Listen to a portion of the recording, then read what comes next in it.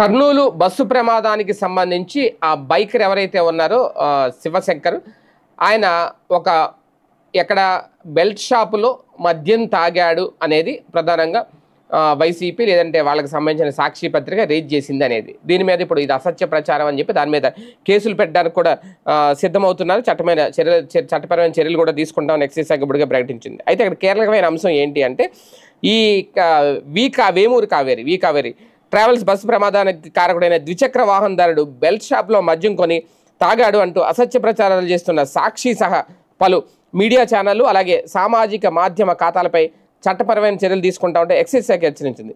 ప్రభుత్వంపై దుష్ప్రచారం చేయడంతో పాటు ప్రజల్లో అపోహలు సృష్టించడమే లక్ష్యంగా అసత్య ప్రచారం చేయడం మీద ఆగ్రహం వ్యక్తం చేసింది.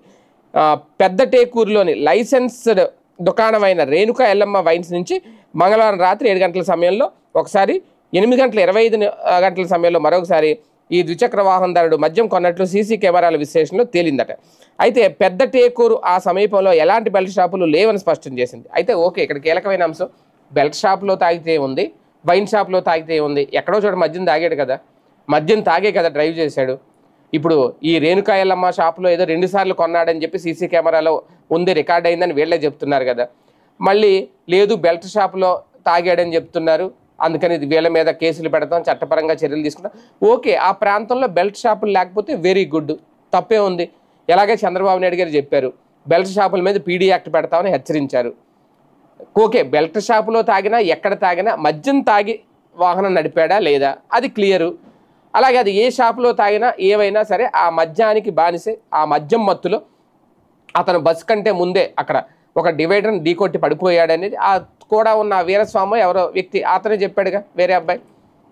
ఆ తర్వాత ఆ బండి అక్కడ ఉండడం వల్ల ఈ బస్సు ఢీకొట్టింది అనేది, ఆ బస్సు బ్రేక్ వేయలేకపోయాడు ఆ డ్రైవరు అనేది అక్కడ తర్వాత జరిగిందంతా.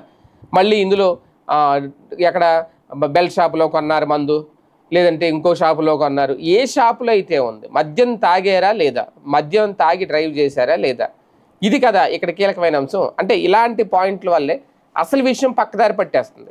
ఆ బైకరు తల్లిదండ్రులు ఎవరైతే ఉన్నారో, బంధువులు ఎవరైతే ఉన్నారో, అసలు మా అబ్బాయి వల్ల కాదు అక్కడ ప్రమాదం జరిగింది, బస్సు డ్రైవరే గుద్దు చంపాడు అనేది వాళ్ళ ఆరోపణలు చేస్తున్నారు.